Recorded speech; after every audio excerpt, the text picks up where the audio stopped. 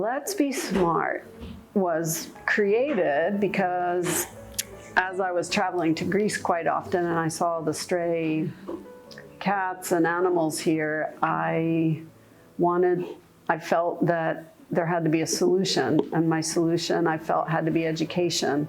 So I thought SMART went with education, and so I wanted to come up with a name that didn't assume they're not smart, but let's be smart, let's become smart, let's stay smart, let's learn to be smart. And then I said, I'm going to come up with something that stands for S.M.A.R.T. So that's where I came up with Successfully Managing Animal Rights Today, which I figured education is a big, part of the solution into the problem, not just throwing food or, there's a sick cat. I figured that we had to start from young, and so, that's where the name came from, was created for.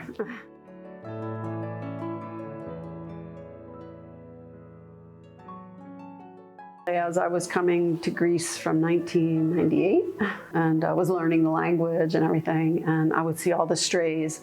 So I just said in my head one day, I'm going to figure a way to move here and save the animals. So I moved here in 2005 and started Let's Be Smart right away. So I think legally it's from 2007.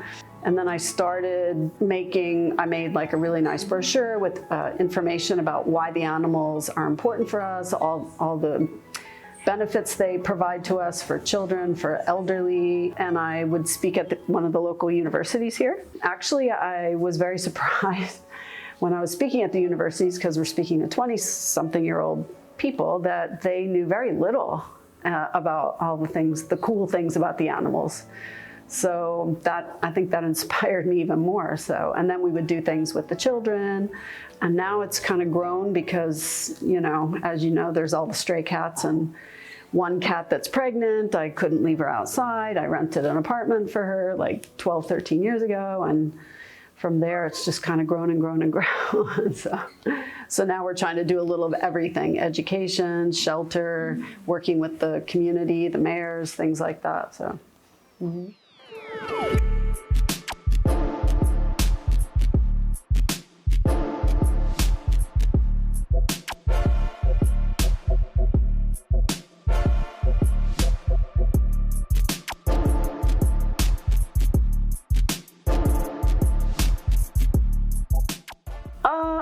Probably a lot from my own funds. I fund a lot of it myself, although we have, some donors, people that sponsor animals. But at the level the project's at, no, we're working on trying to get more corporate sponsors, because it is something serious and run professionally. So might be interested for like the Global Volunteer Program, or sponsoring the program we have at the little houses that go in the communities, because that shows how the communities are working, where the people and the strays can live together peacefully and taking more responsibility. Maybe helping fund some more of our videos. We have the series with 7 right now, but we have an outline to produce like 18. So I'm actually speaking with somebody right now, but they could sponsor, let's say, a video and have their corporate name on that one whenever it plays somewhere. I think there's many ways. One would be to share on social media about our animals for adoption. We're used to sending animals to Europe, the United States. We've actually had 2 go to Argentina, believe it or not. That way we can rescue more, so they can help by adopting or sharing to hopefully get cats adopted.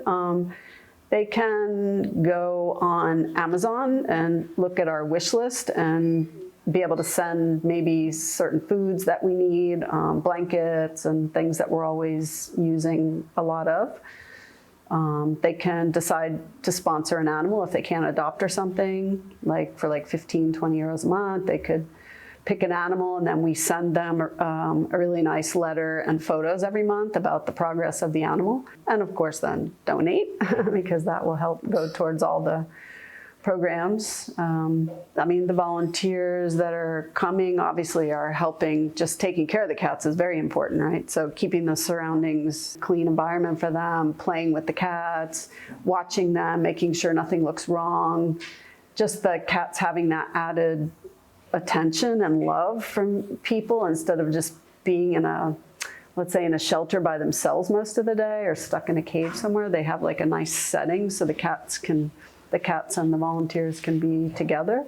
But of course the volunteers then can share, different videos and photos of them with the cats for adoption, or a lot of volunteers end up adopting cats. We're open always to suggestions, of course.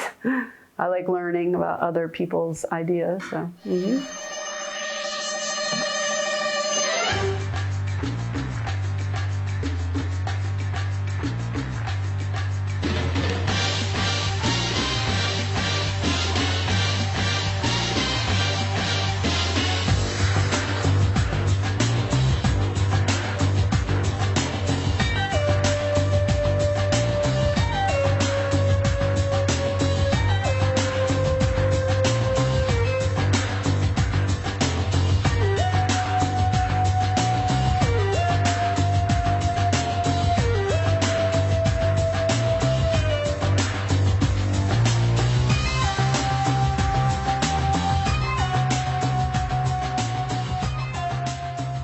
So we even had a couple turtles here one time. We had some chickens, some roosters.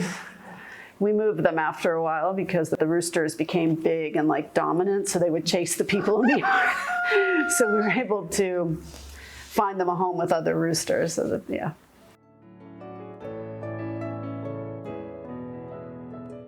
If they want to adopt a cat, they would go to our website. They can see the stories about all the cats. Then there's adoption applications and ask certain questions and about your home, and if you're going to be home all day, or do you know how to take care of pets? Is everyone in the household in agreement?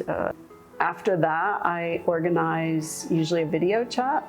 I try to find out to make sure that the safety of our cats is probably the #1 priority. And then we figure out, depending on where the person lives, about transporting the pet to them. Some people have come actually and picked them up, so it just depends. Or if a volunteer was already here, we would prepare the paperwork, talk to them here, and then we could prepare the travel documents. One important thing about the cats here is people, especially if they visit or they see the surroundings, I think it makes them feel more comfortable and that the cats are well cared for and healthier.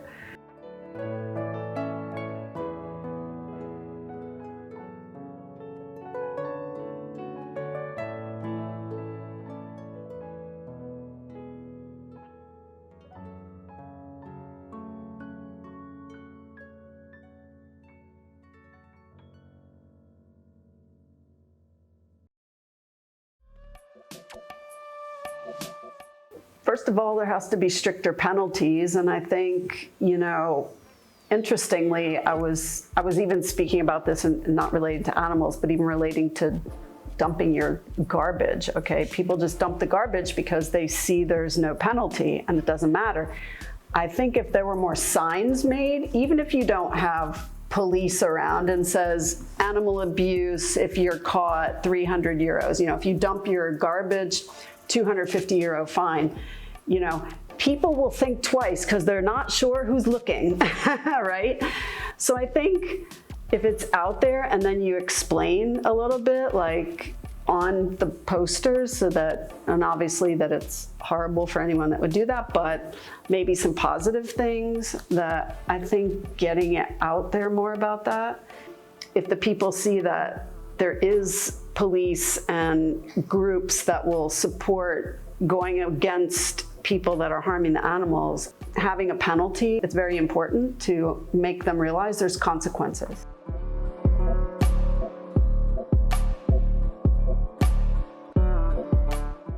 And then the education, and that the elderly people, by having a pet, especially even maybe a little dog or whatever, it can get the person out.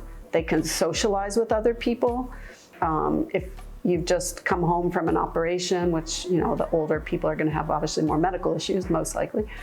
That the person healed 50% faster having the animal and the pet there, because number one, it's like a distraction, but it's positive energy, depression, loneliness, you know, all those things for the older people. So I think that's great for the Greeks. And then the children, because the children here need the education, because a lot of their parents are still the ones saying it's dirty, you know. But I think if we push more in the schools and they learn about the animals a little bit more and why the animals are friendly and they're, you know, they deserve to eat and have shelter and whatever like us.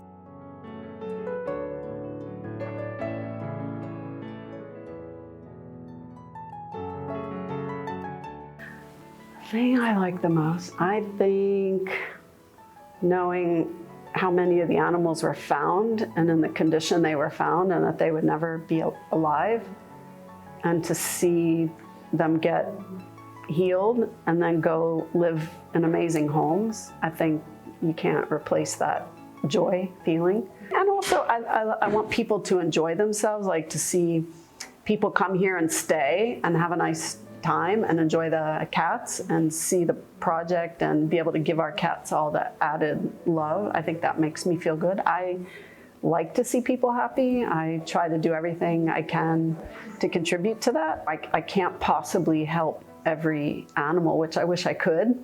I wish I could just, I don't know, buy all the land possible. In fact, I sometimes, it's funny, I was even thinking of that yesterday, like create a fund, you know, that everybody can contribute. We just buy land and everybody can invest and be an investor, right? And just buy huge amounts of land and then be able to put tiny homes and different things, but it would all be in the end for the animals, you know. That would be my dream, to see all that, so that we can all live together peacefully and that we're taking care of each other. Because I think that's where we humans lack a little bit, where you became a little bit more selfish. And if you have the capability, I think we should share and give back. So, and the more we're peaceful and we respect each other, I think there would be less abuse, less suffering, you know, because we would be working more on a larger scale, I think. So that would be my dream too.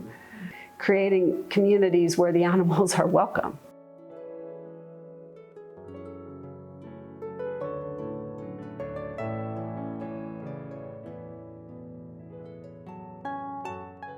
They just give unconditional love, you know. They're just so cute, you just want to snuggle them, and they have their different personalities. Or we have to respect them, elephants, you know, wherever, but make sure they have the proper place, that we're not just coming in and ruining, you know, where they were living. Yeah, I mean, that's what happens. They go in and they build everywhere, and then they go, oh, there's too many bears. Those poor little bears just wanted to live on their mountain the way they were living before, right? And then they become a nuisance, or they're getting into people's garbages because they don't have food anymore. And then they say it's not the bear's fault. I think as humans, you know, while they say, oh, humans are superior, I think superior meant, I think originally should have meant that we're here to care for all of that, because we have the capability to create all the things to help them, right?